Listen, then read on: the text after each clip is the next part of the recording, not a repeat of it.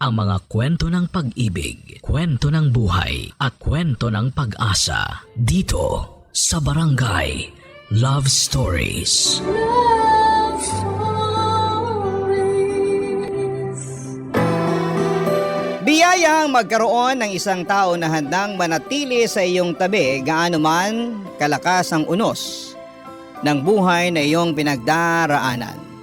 Sila rin ang nandyan sa oras na sumibol ang bagong kinabukasan. Ikaw, kabarangay, meron ka bang kaagapay sa buhay na ito? Dear Papa Dudut, good day po sa inyo at sa mga nakikinig ng Barangay Love Stories, tawagin niyo na lamang po ako sa pangalang Minerva, isang teacher na nagtuturo sa isang pampublikong paaralan dito sa Valenzuela. 40 anyos na ako ngayong taon at kahit naabala ako sa aking trabaho, ay nakakahanap pa rin ako ng oras para makinig ng inyong programa, Papa Dudut. Paborito ko kasi ang mga istorya na tinatampok ninyo. Lalong-lalo na ang tungkol sa pag-ibig. Ako man at ang aking asawa na si Danilo ay meron ding istorya na aming pag-iibigan na gusto kong ibahagi sa inyong programa. Hindi rin kasi yon naging madali. Kaya nga umaasa ako na kapupulutan po ito ng aral, inspirasyon at kilig ng mga kabarangay natin. Magsisimula ang lahat noong kami ay nasa kolehiyo pa lamang. Education ang kurso na kinuha ko, samantalang business related naman ang kay Danilo. Noong mga panahong yon, 1 linggo na kaming magkasintahan nang isinama ko siya sa bahay namin para ipakilala sa nanay Salve at tatay Hinergo.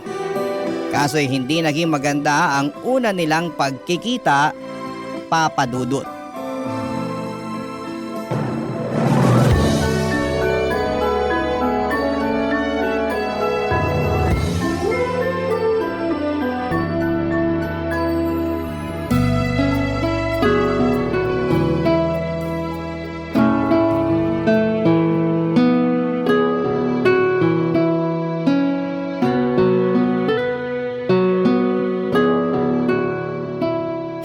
Narinig ko? Nobyo mo na ang lalaking to? Opo, Nay. Tsaka may pangalan po si Danilo.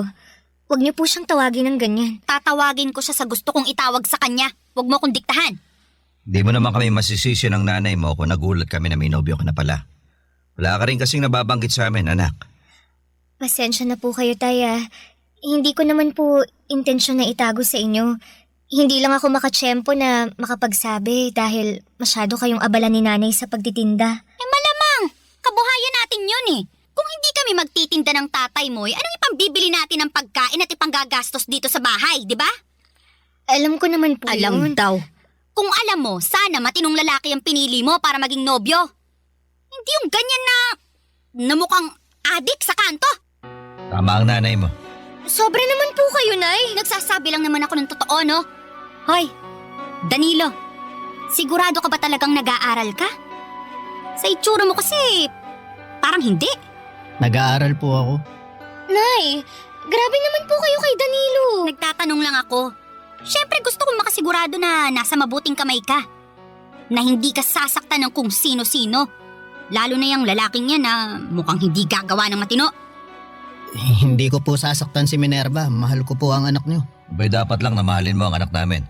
Dahil kung hindi, may kalalagyan ka sa akin. Tay naman, wag niyo naman pong pagsalitaan ng ganyan si Danilo. Wala naman siyang ginagawa sa inyo eh. Wala pa sa ngayon. Pero baka sa susunod meron eh. Buti na yung habang maaga na pagsasabihan na namin siya ng nanay mo. Buti pa, aalis na lang po kami. Ay, teka. Saan kayo pupunta? Kahit saan po kasi mukhang hindi naman welcome dito si Danilo. Tsaka nahihiya na rin po ako sa kanya dahil sa ugali niyo ni tatay. Ayos lang ako, Minerva. Oy, ayos lang naman daw pala sa kanya eh. Narinig mo ba yon, Minerva? Narinig ko. Pero ako, hindi ayos. Dahil harap-harapan yung iniinsulto ang nobyo ko. Pinagmalaki ko pa naman kayo ni tatay sa kanya. Tapos ganyan lang yung ipapakita niyong ugali. Anak, inaalala ka lang namin ng nanay mo. Siyempre ayaw ka namin mapariwara pag nakatuluyan mo yung lalaki na yan. Tsaka tama naman ang nanay mo. Mukha siyang hindi gagawa ng matino. Tignan mo. Hinusgahan niyo na agad si Danilo nang dahil sa itsura niya. O, anong magagawa namin kung kahusga-husga siya? Tsaka bakit kasi dyan ka pa nagkagusto, anak? Ang ganda-ganda mo. Gwapo rin yung dati mong karelasyon. Matangos ang ilong, maputi, makinis ang balat. Sana man lang pumili ka ng mas gwapo pa dun. Hindi naman yata tama na pagkumparahin niyo si Danilo sa dati kong karelasyon. Sumusobra na kayo ah. Kami pa talagang sumusobra. Huminahon ka lang, Minerva. Paano ko hihinahon? Eh grabe na yung pang-iinsulto nila sa'yo. Hindi ka ba nasasaktan? O kita mo na, ako rin. Nasasaktan at mas doble yung sakit na nararamdaman ko kasi mga magulang ko pa talaga ang nanlalait sa'yo. Eh kung ayaw mo na malait namin yung nobyo mo, mabuti pa huwag mo na yun isama rito sa pamamahay natin. Ay, tama ang tatay mo. Ayoko na ulit makita ang pagmumukha niyan, ha? Nasisira lang ang araw ko.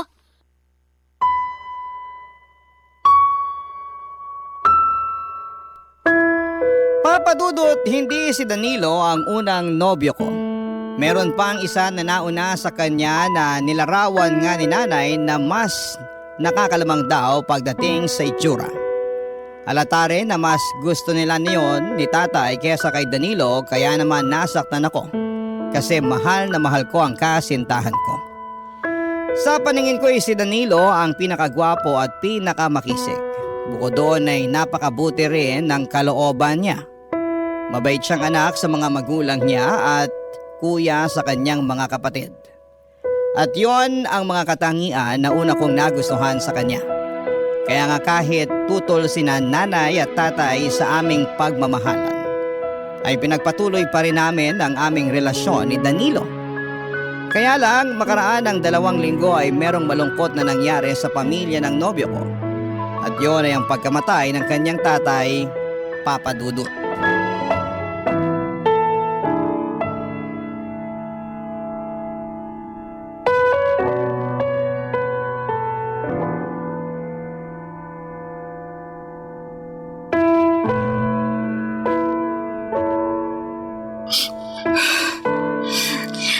Ang sakit-sakit mawala ng tatay. Hindi pa kami handa eh. Masyadong biglaan yung nangyari. Hindi nga ako nakapagpaalam sa kanya bago siya nawala. Sobrang sakit. Para ako mamamatay. Iiyak mo lang, Danilo. Andito lang ako para damayan ka. Maraming salamat, Minerva. Kung wala ka, baka hindi ko kayanin. Huwag mong sabihin yan. Marami ka ng kinaya nung wala pa man ako sa buhay mo, di ba? Oo, pero iba naman ngayon. Lalo nangyari pa to sa pamilya namin, kaya mas kailangan kita. Sa totoo lang, di ko na alam kung paano na kami pagkatapos mailibing si tatay. Anong ibig mong sabihin? Siya lang kasi yung nagtatrabaho sa amin, kaya sigurado mahihirapan kaming makapagpatuloy nito. Tapos sakitin din si nanay at maliliit pa ang mga kapatid ko, kaya walang pwedeng ibang asahan na magtrabaho kundi ako. Ibig mong sabihin, mag-working student ka? Tingin ko nga hindi ko kakayanin lalo sa sitwasyon ng pamilya namin eh. Kaya nga naisip ko na tumigil na muna sa pag-aaral at mag-focus na lang sa paghahanap ng trabaho. Sigurado ka na ba sa desisyon mong yan? Oo. Napag-isipan ko na yun at kinausap ko na rin naman si nanay. Anong sabi niya? Ayaw niya kasi 2 taon na lang graduate na sana ako. Pero naisip ko na matagal pa yun. Paano na lang kami mabubuhay sa 2 taon na yun, di ba? Ibig sabihin hindi kami kakain? Hindi magbabayad ng bills at hindi bibili ng maintenance ng mga gamot ni nanay? Ayoko namang mangyari yun. Kaya kung kinakailangan na magsakripisyo ako, gagawin ko. Naiintindihan ko naman ang sitwasyon. Hindi ko lang napigilang manghinayang kasi pangarap nating makapagtapos ng sabay, di ba? Tapos, iba pa rin kapag may diploma kang hawak. Kumbaga, mas maraming malalaki at magagandang oportunidad ang darating sa'yo. Oo nga, pero wala akong choice eh. Mahirap lang din ang mga kamag-anak namin kaya di namin sila pwedeng asahan na tumulong sa amin sa lahat ng pagkakataon. Sa bagay. Kaya, pasensya ka na kung biglaan yung desisyon ko ha. Ay, huwag kang humingi ng pasensya. Lalo't hindi mo naman kontrolado ang sitwasyon. Kaya nga eh. Nakakalungkot lang kasi. Bakit ngayon pa talaga nangyari to? Kung kailan malapit ko na sanang matupad yung pangharap sa akin ni tatay na makapagtapos ako. Naniniwala ako na hindi rin naman ginusto ng tatay mo yung nangyari. At proud siya sa'yo, ano man ang maging desisyon mo sa buhay. Ganon din ako, Danilo. Proud na proud ako sa'yo. At tulad nga ng sinabi ko kanina nandito lang ako para suportahan ka. Hindi lang ngayon na may pinagdaraan ng mabigat ang pamilya nyo, kundi araw-araw, palagi lang akong nasa tabi mo. Salamat, Minerva. Malaking bagay na nandyan ka. Mas kaya ko kasi nandyan ka. Oo naman, kasama mo ko. Kakayanin natin to. Papa Dudut, dahil sa ang tatay lamang ni Danilo ang nagtatrabaho sa kanila ay masasabi ko na napilay talaga ang kanilang pamilya. Kaya naman napilitan siyang huminto sa pag-aaral at pinagtuunan na lamang ng pansin ang paghahanap ng trabaho. At bilang nobya niya ay sinuportahan ko siya sa bagay na yon kahit na nga noong umpisa ay nanghinayang pa ako para sa pag-aaral niya. Hindi nagtagal, Papa Dudut, ay nakapasok bilang helper si Danilo sa isang pabrika sa lugar namin. Pero 6 na buwan lamang siya doon nang magdesisyon siyang subukang mag-apply sa call center. Ako ang kasama niya sa kanyang mga interview at pangunahing taga-suporta niya. At sa awa ng Panginoon, nakapasa siya at natanggap bilang isang agent. Papa Dudut, proud ako kay Danilo sa ipinakita niyang determinasyon at hindi pagsuko sa buhay. Barangay Love Stories. Barangay Love Stories. Papa Dudut, kahit na nagtatrabaho na si Danilo noon at mas naging abala na nga sa bagong mundo na pinasok niya, ay hindi pa rin niya napapabayaan ang aming relasyon. Marami kasing magkasintahan noon na naghihiwalay lalo na kapag hindi balanse ng tama ang kanilang mga ginagawa. Pero ibahin ninyo si Danilo, Papa Dudut, dahil sinabi niya sa akin na kasama ako at ang relasyon namin sa priority niya. Sa katunayan, tuwing day off niya ay pumupunta siya sa bahay para samahan akong mag-aral at gumawa ng mga projects para sa aming klase. Kahit na ayaw na sana siyang papuntahin doon ni nanay at tatay, sa huli wala naman silang nagawa. Malaki ang pasasalamat ko sa suporta na binibigay niya sa akin. Minomotivate rin niya ako na tapusin ang aking pag-aaral. Dahil pangarap namin yon ng mga magulang ko. Kaya nga mas lalong lumalim ang pagmamahal ko para sa aking nobyo, Papa Dudut.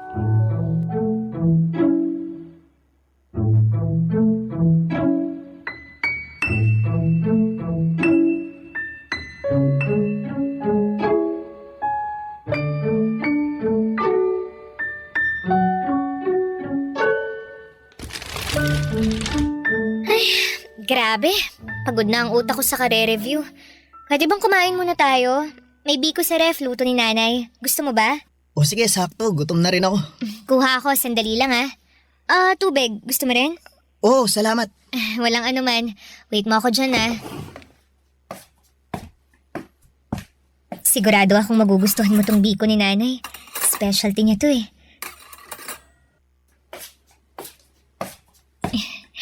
Ito na yung merienda natin. O, tulungan na kita. Salamat. Sandali lang pala. Kailangan kong magbanyo. Balik ako ha. Sige lang.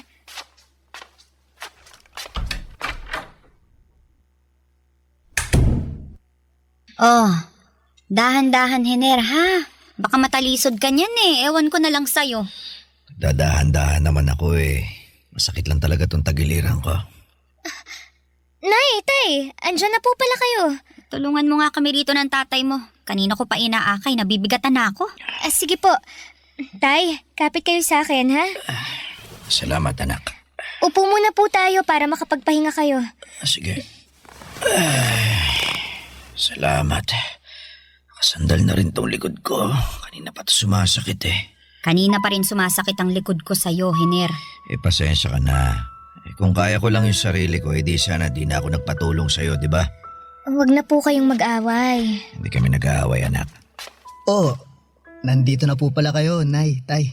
Oh, anong ginagawa ng lalaking to dito? Nay, pinapunta ko po rito si Danilo para tulungan akong mag-review. Bakit? Hindi ka ba marunong mag-review mag-isa? Bakit kailangan mo pang tulong niya? Tapos nakuha mo pa talagang pakainin at painumin niyang lalaki na yan. Nay naman. Ganitong napapagod ako at nai-stress na nangyayari tapos sumabay ka pa talaga, Minerva. Kabilin-bili na namin sa'yo na wag mo nang isasama yung nobyo mo dito sa pamamahay natin. Pero sige ka pa rin. Wala naman pong ginagawang masama si Danilo. Pasensya ka na sa nanay ko ha. Pagod lang siya. Hindi, ayos lang. Naiintindihan ko naman. Ay, naku naman talaga. Ganyan na ba mga kabataan ngayon? Hirap niyong pagsabihan. Wala naman po kaming ginagawang masama. Salve, hayaan mo na sila. Kaysa naman sa bahay ng nobya niya tumambay ang anak mo. Gusto mo ba yun? Siyempre ayoko. Okay, kaya nga manahimik ka na dyan. Ingay-ingay mo, kitang masama na nga pakiramdam ko. Ano po bang nangyari? Kumusta ang check-up ni tatay? Ayun na nga. Kumpirmado na may sakit sa bato tong tatay mo. At ayon sa resulta ng mga test niya, malala na raw. Kinakailangan na nga niya mag-dialysis di ba ang mahal nun? Saan tayo kukuha ng pera pang pagamot sa kanya? Ganun po ba? Grabe naman. Grabe talaga. Kaya halos mapanot na ako sa kaiisip kanino lalapit. Pero saka na yan. Gusto ko munang matulog. Pagod na rin tong tatay mo. Doon na muna kami sa kwarto. Buti pa, tulungan mo na lang ako para maalalayan ng tatay mo. Sige po, Nay. Tay, tulungan ko na po kayo. Teka, hindi pa nga nag-iinit puwet ka sa pagkakaupo, tatayo na naman tayo. Huwag ka nang magreklamo dyan. Mas maigi nang nandun tayo sa higaan. Sige na nga, para makahiga na rin ako.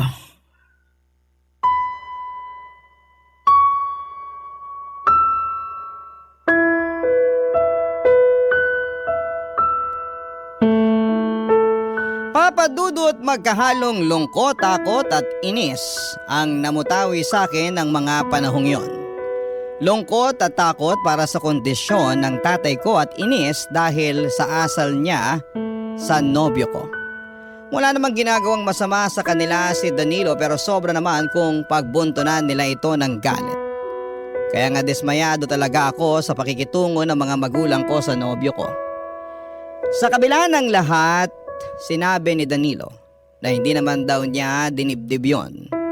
Sa katunayan ay nag-alala rin po siya ng husto sa kondisyon ng tatay ko. At habang tumatagal ang mga araw ay lumalala ang sakit ni tatay kaya naman nahirapan ang aming pamilya sa mga sunod-sunod na mga gastusin, Papa Dudut.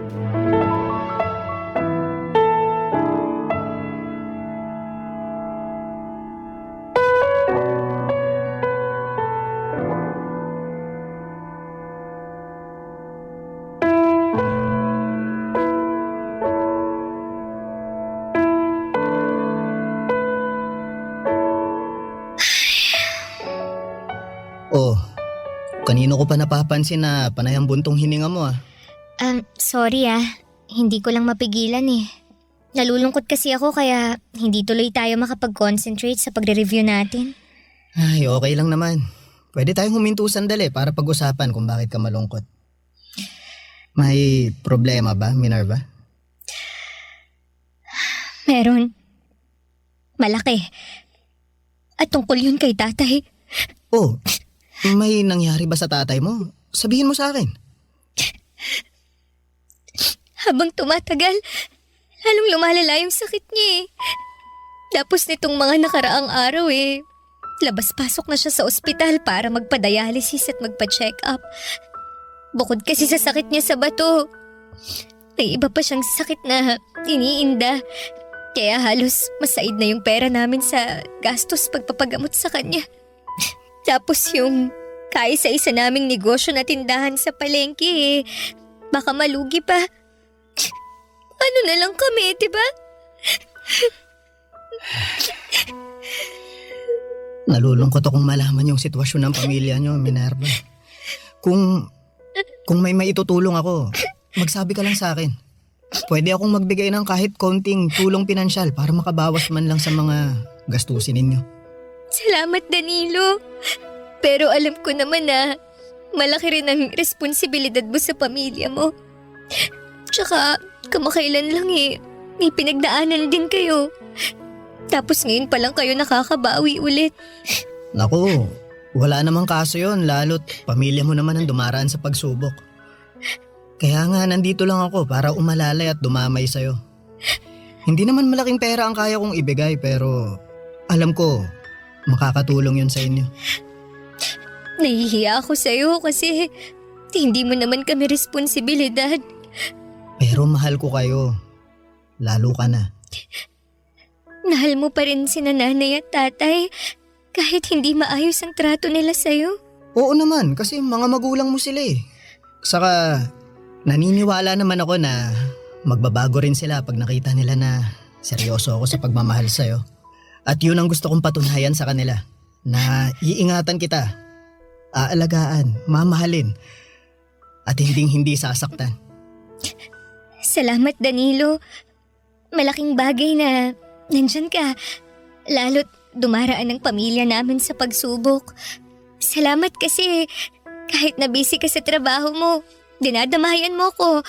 Sinasamahan at sinusuportahan sa pag-aaral ko. Kahit na nga pinanghihinaan ako ng loob at question ko na yung sarili ko kung kaya ko pa bang makapagtapos. Ha? Anong ibig mong sabihin? Naiisip ko kasi na tumigil na lang muna sa pag-aaral. Katulad mo, para maghanap ng trabaho. Gusto ko kasing makatulong kay nanay sa mga gastusin nila ni tatay pampagamot. Tsaka dito na rin sa bahay namin. Kaya lang, sigurado ako na hindi nila magugustuhan yung naisip ko. Lalo't pangarap namin na makapagtapos ako at maging ganap na teacher. Naniniwala naman ako na matutupad mo yung pangarap mo. Pero kung hingi ng sitwasyon na hindi mo na agad-agad, pwede mo namang ipagpatuloy ulit. Pwede mong balikan para tuparin. Katulad mo? Oo. Sa katunayan, nag-iipon na nga ako paunti-unti ng pangmatrikula ko eh. Mabuti naman kung ganun. Basta, sabihan mo ako ha. Nandito lang ako anuman ang mangyari. Pero sana hindi mo na kailanganing tumigil sa pag-aaral. Lalo, ilang taon na lang naman, makakapagtapos ka na. Hindi pa naman buo ang loob ko. Kaya hindi ko pa masabi kung ano talaga ang gagawin ko. Medyo naguguluhan pa ako sa mga nangyayari Kung maluwag naman ang schedule mo at kaya mo, bakit di mo subukang mag-working student? Sa ganung paraan, di mo kailangan tumigil sa pag-aaral. Pero ano kayang trabaho ang pwede kong pasukin? May hiring ba sa inyo at tumatanggap ng part-timer? Sa ngayon wala pa eh. Pero kapag nagkaroon, sasabihan kita kaagad. Salamat Danilo. Salamat. Papa Dudut, buti na lang at nandyan si Danilo para maging kaagapay ko lalo na at dumaraan sa pagsubok ang aming pamilya. Malaking bagay na meron akong napagsasabihan ng aking nararamdaman dahil baka masiraan na lamang ako ng ulo kapag sinolo ko yon. At kapag nga nakakaluwag si Danilo ay nag-aabot siya sa akin ng tulong pinansyal para sa mga gastusin namin sa bahay at maging sa pag-aaral ko. Kaya lalo ako nagsikap na makapagtapos dahil hindi na lamang ako ang mag-isang lumalaban para sa katuparan ng aking pangarap na maging ganap na guro dahil kasama ko na doon si Danilo. At kahit na mahirap, Papa Dudut, at maraming mga gastusin at kasabay pa noon ang pagkakasakit ni tatay, ay wala akong hindi kakayanin na may sa katuparan lamang ang mga mithiin kong makapagmarcha sa entablado, bitbit ang sertipiko ng katibayan ng aking pinapangarap, ang aking inaasam na pagtatapos. Barangay Love Stories. Barangay Love Stories. Papa Dudut, hindi nga nagtagal ay nakapagtapos ako ng pag-aaral kaya naman sobrang saya namin ng mga magulang ko. Masayang masaya din po si Danilo at bagaman at hindi siya personal na nakadalo sa seremonya dahil limitado lamang ang mga bisita na pwedeng isama ay in-invite ko na lamang siya sa bahay namin para sa munting salo-salo. Kaya lang makalipas ang 2 linggo ay namatay naman si tatay dahil sa paglala ng kanyang sakit. At sobrang lungkot ko ng mga panahong yon. Buti na lang at nandyan si Danilo upang umalalay nang sa ganon ay makaya ko ang lahat. Pero may mga pagkakataon pa rin na nalulugmok ako, lalo na nung matapos ang libing ni tatay, Papa Dudut, at madalas ko yung maramdaman sa bahay namin.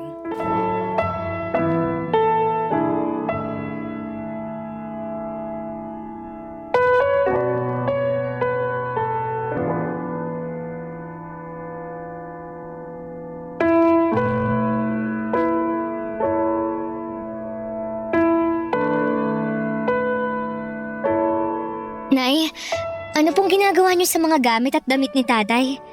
Hindi ba halata? Di nililigpit ko. Kaya nga kinuha ko tong mga nakatambak na karton sa tindahan. Kasi dito ko planong ilagay ang mga damit at gamit ng tatay mo. Namimiss ko po si tatay. Lalo na yung mga damit at gamit niya. Ako rin. At bilang asawa, masakit sa akin na gawin ang bagay na to. Pero kailangan. Baka lalo tayong hindi makausad kapag nakikita pa rin natin ang mga damit at gamit niya na nandito sa kwarto. Pero hindi naman po ibig sabihin nun na kakalimutan na natin si tatay, di ba? Hindi ko pa po kasi kaya eh. Sino bang nagsabi sa'yo na kalilimutan natin siya? Siyempre hindi. Pero kagaya nga ng sinabi ko kanina kailangan nating umusad. Hindi naman pwedeng huminto ang buhay natin lahat dahil nawala ang tatay mo. Lalong-lalo ka na, Minerva. Ano pong ibig niyong sabihin? Ngayon nawala na ang tatay mo. Siguro naman naisip mo na yung mga responsibilidad na nakaatang sa balikat mo. Isa na nga dun yung maging ganap na guro ka. Para naman kahit nasa kabilang buhay na ang tatay mo mabigyan mo pa rin siya ng karangalan. Kailan mo ba planong kumuha ng lisensya? Tungkol po sa bagay na yan, ang totoo, wala pa po akong plano. Ha? Paano wala ka pang plano? Kamamatay lang po kasi ni tatay. Hindi ko pa po kayang mag-focus sa pagre-review kasi nagluluksa pa po ako. Kasasabi ko lang na hindi pwedeng huminto ang buhay natin ang dahil lang sa pagkamatay ng tatay mo. Tapos lilinyahan mo ko ng ganyan? Ano na lang ang sasabihin sa'yo ng tatay mo sa kabilang buhay? Sige nga. Kabilin-bilinan pa naman niya na gusto kanyang maging lisensyadong guro kahit nawala na siya. Tapos sasabihin mo sa akin na hindi mo pa kaya? Nay naman eh. Naku, wag mo nga akong artihan ng ganyan, Minerva. Hindi po ako nag-iinarte. Pero sana wag niyo naman po akong i-pressure. Ipe-pressure kita hanggang maisip mo na hindi ka pwedeng tatamad-tamad lalo't wala na ang tatay mo. Kung hindi ka magiging lisensyadong guro, anong plano mong gawin sa buhay mo, Aber? Hindi ko naman po sinabing hindi ako magiging lisensyadong guro eh. Pero gusto ko po munang magpahinga lalo't nagluluksa pa ako. Luksa ka dyan. Ando na tayo. Pero hanggang kailan? Hindi ko po alam. Yan ang dapat mong alamin dahil wala kang habang buhay para magluksa, Minerva. Kung hindi ka rin lang naman kukuha ng lisensya ngayong taon, mabuti pang magtrabaho ka na lang para makatulong ka dito sa bahay natin. Baka nakakalimutan mong mag-isa na lang ako na nagtataguyod sa inyong magkakapatid. Ay, baka hindi ko kayanin at ako naman ang bumigay at magkasakit. Sige ka. Alam ko naman po yun.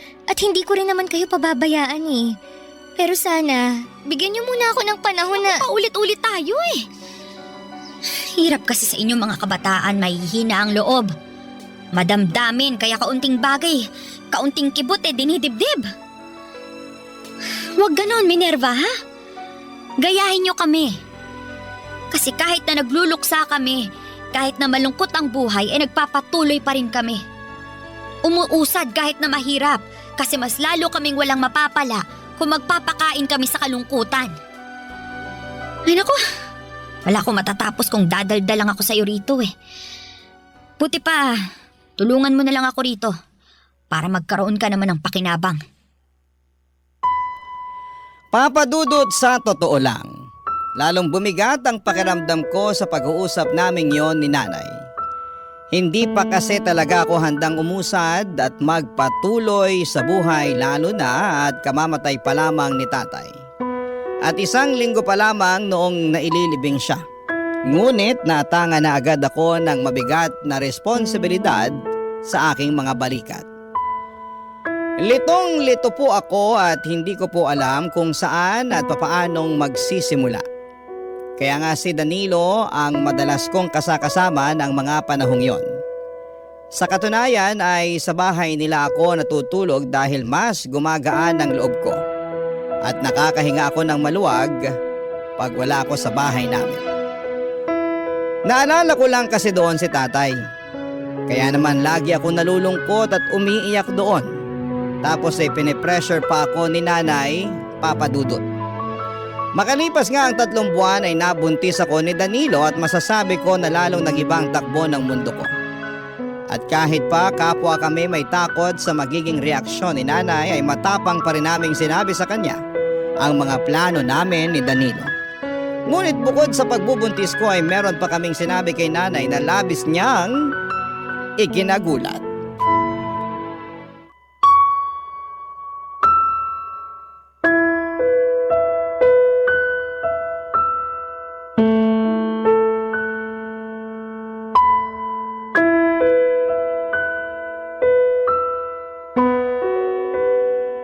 Anong sinabi nyo? Kasal? Kayo magpapakasal? Opo, Nay. At bakit? Buntis na po kasi ako. Kaya gusto na po namin magpakasal ni Danilo. Ano ka mo? Buntis ka? Opo. Ay, anak ka naman talaga ng teteng. Bakit ka nagpabuntis sa lalaking yan? Mahal ko po si Danilo. At mahal ko rin po ang magiging anak namin. Mahal ko rin po si Minerva kaya naman pananagutan ko po siya. Ay, wala akong pakialam sa pagmamahalan nyo. Pero walang magpapakasal sa inyo. Bakit naman po? Nagtanong ka pa talaga? Akala mo yata laro-laro lang ang kasal eh. Hoy, para sa kaalaman mo, kapag kinasal ka na sa lalaking yan, eh habang buhay ka nang nakatali sa kanya. Alam ko po yun. At handa naman po akong matali kay Danilo. Hindi mo talaga alam ang sinasabi mo, ano? O sige, sasabihin ko sa'yo para maintindihan mo. Makinig kang mabuti, ha? Kamamatay pa lang ng tatay mo. Kagagraduate mo lang din tapos nagpabuntis ka na agad at sa Danilo pa na yan. Hindi ka pa nga nagiging lisensyadong guro tapos gusto mo lang pala maging nanay?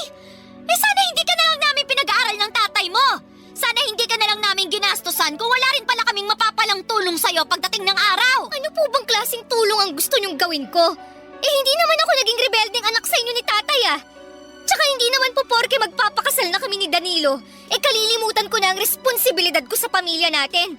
Lalo na yung pangarap ko na maging lisensyadong guro. Tutuparin ko pa rin naman po yun kapag nakapanganak na ako. Akala mo ganun kadali ang sinasabi mo?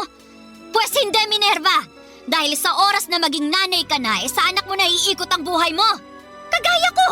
Wala na akong panahon sa sarili ko dahil nakatuon lang ang isip ko sa kung paano namin kayo bubuhayin ng tatay nyo. Pero hindi po ba ganun naman ang mga magulang?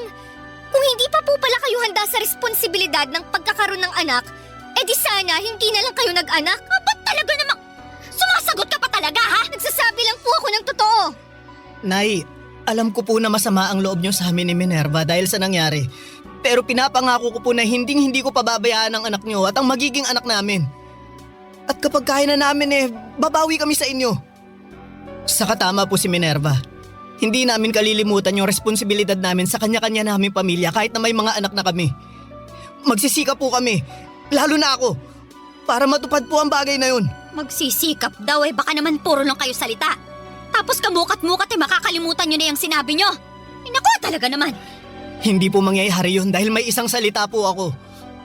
Mahal ko po si Minerva at mahal ko rin ang pamilya niya kaya naman kasama kayo sa plano ko. Ay, ewan ko sa inyo. Hindi ko naman hinihingi na buhayin nyo ko, ganito, ganyan. Ang gusto ko lang, tulungan nyo ko. Lalo ka na, Minerva.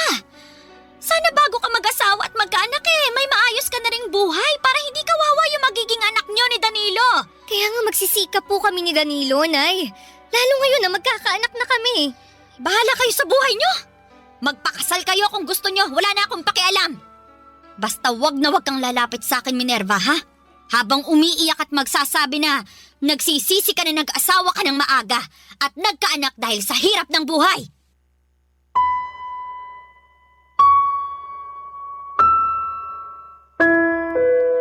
Papa Dudut, kinasal kami ni Danilo sa huwes at nagsama sa iisang bubong.